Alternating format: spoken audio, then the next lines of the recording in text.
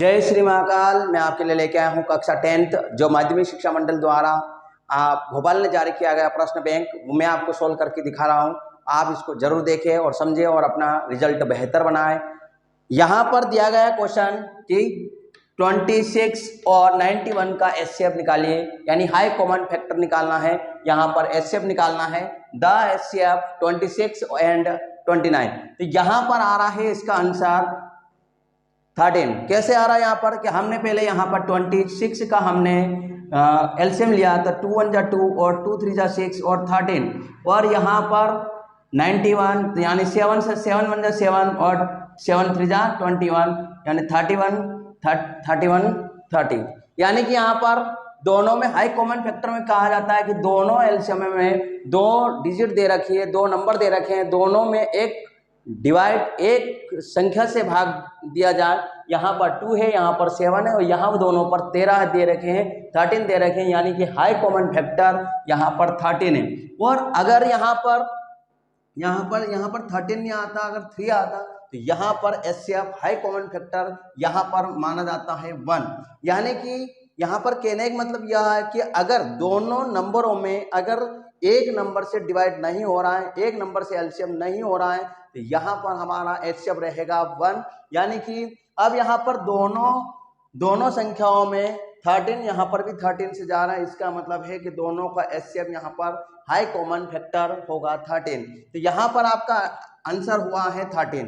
अब यहाँ पर क्वेश्चन नंबर 2 दे रखा है, सही विकल्प में रेखीय बहुपद ax प्लस b का शून्यक होगा। यानी कि यहाँ पर शून्यक निकालना है, बहुपद निकालना है, यानी the zero of the liner of a polynomial ax plus by will be. यानी कि यहाँ पर दिया गया है ax प्लस b इक्वल 0, यानी इक्वल हमने माना है। अब यहाँ पर शून्यक निकालना है, जीरो से निकालना है। तो यहाँ पर हम कह सकते हैं कि b प्लस का है, ये उधर जाएगा तो ये ax प्लस, यानी यहाँ पर प्लस का b इक्वल 0, यानी प्लस का है उधर गया तो ये x बराबर माइनस का b।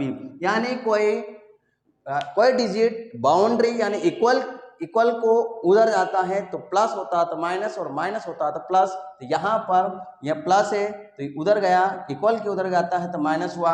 अब यहाँ पर इनटू यानी मल्टीप्लाई, यानी ए और एक्स के बीच में संबंध बना हुआ है यहाँ पर मल्टीप्लाई का।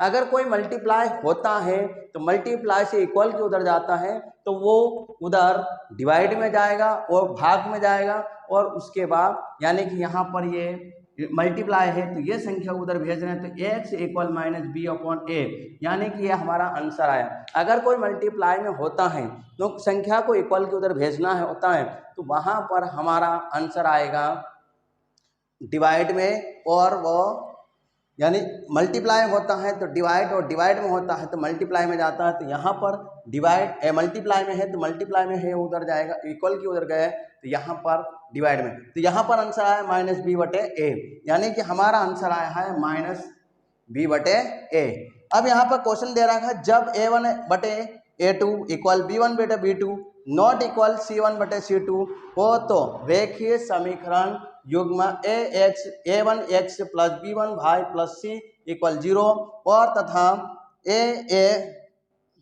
a2x plus b2y plus c2 1 और इक्वल 0। यानी कि यहाँ पर a और b की वैल्यू हम निकालते हैं तो हमारा यहाँ पर इन इक्वेशन से हम रेखीय समीकरण द्वारा हम निकाल रहे हैं। तो यहाँ पर इन दोनों से हमने जब निकाला तो a1 इक्वल a2, यहाँ पर ये संबंध बन रहा है तो इस संबंध में यहाँ पर क्रॉस हो रहा है, नॉट इक्वल हो रहा है। इन दोनों a1 बटे a2 और इक्वल b1 बटे b2 के दोनों मानों के अलग जा रहा है c1 बटे c2 का।